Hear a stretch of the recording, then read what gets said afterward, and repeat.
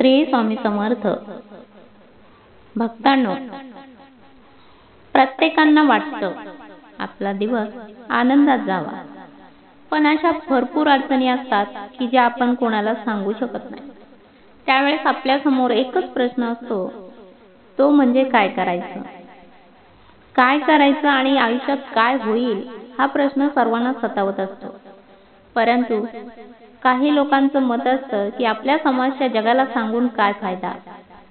खरंच म्हणून स्वामी म्हणतात, उगाची भीतोशी भय जे पळू दे, जवळ उभी स्वामी शक्ती कळू दे. जगी जन्म मृत्यू असे खेळ ज्यांचा, नको घाबरू तू असे बाळ त्यांचा. स्वामींनी सर्वांनाच सांगितलंय की कितीही संकट आलं तरी तुम्ही घाबरू नका. संकटांना तोंड द्या, त्यातून मार्ग काढा. नक्कीच तुम्हाला पुढे जाऊन त्यातून यश नक्कीच मिळणार आहे. स्वामींचे हे शब्द जर आपण लक्षात ठेवले तर आपलं सर्व दुःख नष्ट होतं. गुरु असता पाठीशी समर्थ का चिंता, करावे मी व्यर्थ तोची एक श्री समर्थ दाता. स्वामींचे हे शब्द जेव्हा आपल्या कानावर पडतात तेव्हा प्रत्यक्ष स्वामी आपल्याला आशीर्वाद देतात. आपल्या प्रत्येक संकटात धावून येतात. आपले दुःख दूर करून आपल्याला नवीन जीवन जगण्याची प्रेरणा देतात. स्वामी म्हणतात, बाळांनो, घरासमोरील गाड्या आणि रुबाबाला श्रीमंती समजू नका. घरातली म्हातारी माणसं हसताना दिसली की समजून जा, आपलं घर श्रीमंताचं आहे.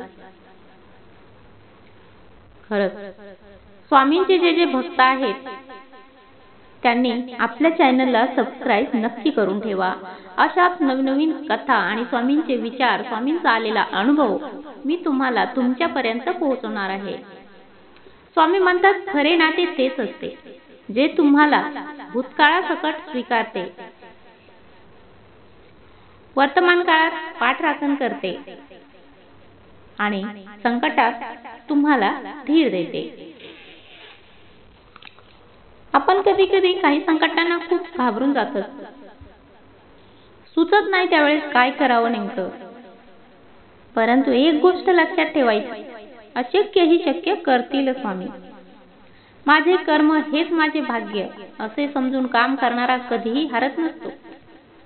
मित्रांनो, आपण आयुष्यात काय कमावलं आणि काय गमावलं यापेक्षा आपण आयुष्यात काय कमावलं याकडे लक्ष देणं खूप गरजेचं आहे. स्वामी म्हणतात, आपला निर्णय चुकेल या भीतीने कुठलाच निर्णय न घेणे हाच मुळात एक चुकीचा निर्णय असतो. फक्त नीतिमत्ता ताप ठेवा. दिवस सगळ्यांचे बदलत असतात. आज आपण दुःखात आहोत पण उद्या आपण सुखात नक्कीच असणार. आज आपण संकटात आहोत पण ती संकटाची वेळ आपल्यापासून दूर नक्कीच जाणार. आज आपण टेन्शन मध्ये आहोत पण ही टेन्शनची वेळ आपली नक्कीच संपणार. जो आपण दुसऱ्यांना देतो तेच आपल्याला परत मिळते, मग ते आनंद असो, प्रेम असो किंवा दुःख असो. स्वामींचे हे शब्द आपण नेहमी लक्षात ठेवावे. नक्कीच तुम्ही जर विश्वास ठेवून स्वामीवर विचार केला तर आपल्या हातात काहीच नसतं. सगळं सांभाळणारे आपले श्री स्वामी समर्थ असतात. जो माझा हात पकडतो, स्वामी काय म्हणतात, अरे जो माझा हात पकडतो त्याला आयुष्यभर कोणाचे पाय पकडण्याची गरज भासत नाही बरं. म्हणून सकाळ संध्याकाळ स्वामींचं नामस्मरण नक्कीच करायला पाहिजे. तोंडावर तिरस्कार करणारी माणसं परवडतात मित्रांनो, पण आपलेपणाचा देखावा करणारी माणसं जास्त घातक असतात. म्हणून अशा माणसाला ओळखून वेळीच सावध झालेले बरे असते. स्वामींचे हे शब्द जर आपण लक्षात ठेवले तर आपण पूर्ण आयुष्यभर सुखी राहणार आहोत. कारण आपली स्वामी शक्ती तशी खूप वेगळी आहे. क्षणात चमत्कार घडतो. क्षणात चमत्कार घडतात. एवढे चमत्कार घडतात जे की आपण अपेक्षाही ठेवल्या नव्हत्या. आत्ताची वेळ जर कठीण असेल तर ती निघून जाईल, परंतु चांगली वेळ यायला जर वेळ लागत असेल तर नक्कीच तुमच्या आयुष्यात काहीतरी चमत्कार घडणार आहे असं समजून जा. आपण आपलं काम हे नेहमी वाहत्या पाण्यासारखं करत राहिलं पाहिजे. त्यात प्रामाणिकपणा असेल तर त्या वाहत्या पाण्यामुळे जो काही वाईटाचा कचरा असेल तो आपोआपच किनाऱ्याला जात असतो. स्वामींचे हे शब्द जर आपल्या कानावर पडले तर आपल्याला थोडासा कुठेतरी धीर येतो. म्हणजे आपलं अर्ध दुःख अर्ध टेन्शन कायमच नष्ट होऊन जातं.